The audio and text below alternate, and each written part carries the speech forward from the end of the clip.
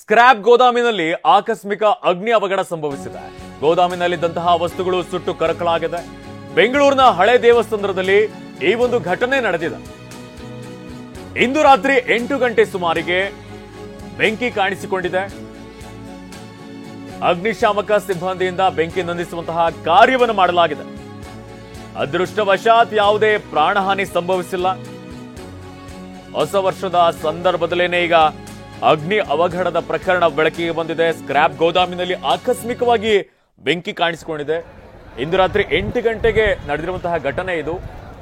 ದೊಡ್ಡ ಮಟ್ಟದಲ್ಲಿ ಬೆಂಕಿ ಆವರಿಸಿದೆ. ಇದಕ್ಕೆ ನಿಖರವಾದಂತಹ ಕಾರಣ ಇನ್ನೂ ಕೂಡ ತಿಳಿದು ಬಂದಿಲ್ಲ. ಯಾರಿಂದ ಈ ಬೆಂಕಿ ಅವಘಡ ಸಂಭವಿಸಿದೆ? ಶಾರ್ಟ್ ಸರ್ಕ್ಯೂಟ್ನಿಂದ ಆಯ್ತಾ ಅಥವಾ ಯಾರಾದ್ರೂ ಕಿಡಿಗೇಡಿಗಳು ಬೆಂಕಿ ಹಚ್ಚಿದ್ರ? ಆಕಸ್ಮಿಕವಾಗಿ ಬೆಂಕಿ ತಗುಲಿತಾ? ಇದೆಲ್ಲದರ ಬಗ್ಗೆನೂ ಕೂಡ ತನಿಖೆಯಿಂದಷ್ಟೇ ಗೊತ್ತಾಗಬೇಕಾಗಿದೆ. ಅದೃಷ್ಟವಶಾತ್ ಯಾವುದೇ ಪ್ರಾಣಹಾನಿ ಸಂಭವಿಸಿಲ್ಲ.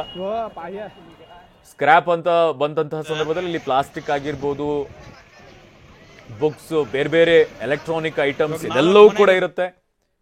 ಇದು ಬೆಂಕಿಗೆ ಆಹುತಿ ಆಗಿದೆ. ಬೆಂಗಳೂರಿನ ಹಳೆ ದೇವಸ್ಥಾನದಲ್ಲಿ ನಡೆದಿರುವಂತಹ ಘಟನೆ.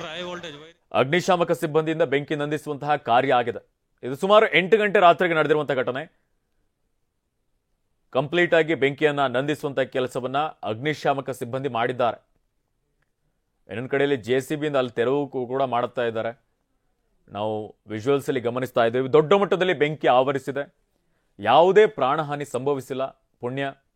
ಕೆಲವೊಂದ್ಸಲ ಇದೇ ರೀತಿಯಾಗಿ ಅಗ್ನಿ ಅವಘಡ ಸಂದರ್ಭದಲ್ಲಿ ಅಲ್ಲಿ ಇರುವಂತವರು ಸುತ್ತಮುತ್ತ ಇರುವಂತವರು ಕೂಡ ಅನಾಹುತ ಆಗುವಂಥದ್ದು ಕೂಡ ನೋಡಿದ್ದೀವಿ.